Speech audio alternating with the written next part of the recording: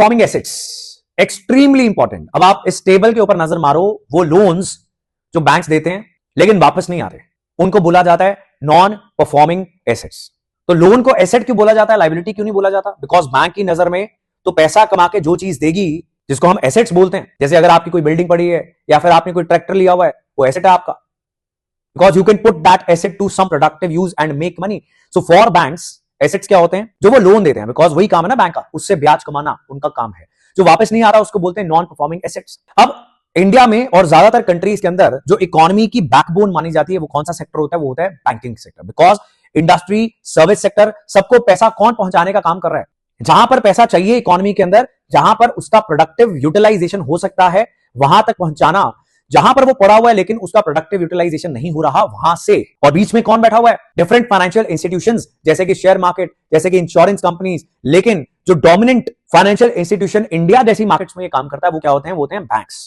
Then banking sector में ये भी एक फिनोमेना है कि बैंक अपने पैसे से नहीं चलता। अगर 100 रुपए के लोन देके रखे हुए हैं तो मालिक शायद 10 रुपए लेके आए हुए हैं, बाकी 90 जो हैं लोगों ने अपनी सेविंग्स रखी हुई है। तो बैंक का सुरक्षित रहना, स्टेबल रहना, बैंक बर्बाद ना हो जाए, इस बात को इंश्योर करना भी रिजर्व बैंक ऑफ इंडिया का और गवर्नमेंट का काम है, क्योंकि वो सब लोग मारे जाएंगे जिन्होंने अपनी लाइफ सेविंग बैंक के अंदर रखाई हुई है।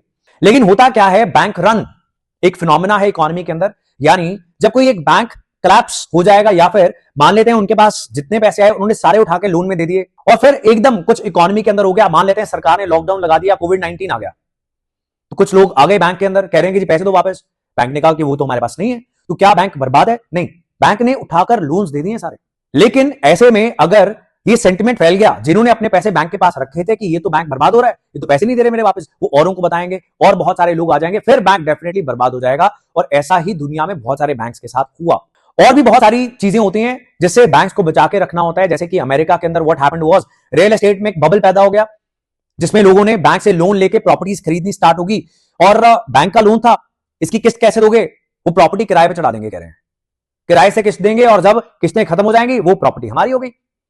अब ऐसा बहुत सारे लोग करेंगे तो रियल एस्टेट की डिमांड ऊपर जाएगी, चीजें बहुत महंगी हो रही हैं, बैंक भी लोन दे रहा है क्योंकि वो जो गिरवी रख रहा है प्रॉपर्टी वो तो बहुत महंगी है।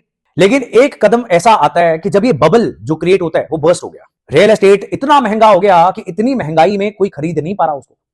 जब ये इन्वेस्टर्स अपना रियल एस्टेट बेचना चाह रहे हैं तो नहीं बेच पाएंगे, और इतनी ज्यादा ओवर इन्वेस्टमेंट हो गई, इतने ज्यादा घर, इतने कमर्शियल कॉम्प्लेक्सेस बन गए। जैसा गुड़गांव में भी आपको कुछ बिल्डिंग्स दिखती हैं, गोस्ट कॉम्प्लेक्सेस, मोहाली में भी आपको दिखनी स्टार्ट हो गई हैं, जहां पर कोई किराया नहीं ले रहा, किराएदार मिलेगा ही नहीं आपको, तो कैसे दोगे? फंस जाओगे। लोन वापस आने बंद हो गए। जब लोन वापस आने बहुत सारे लोगों के बंद हो गए, बैंक्स जो अमेरिका के सबसे बड़े बैंक थे कोलैप्स हो गए।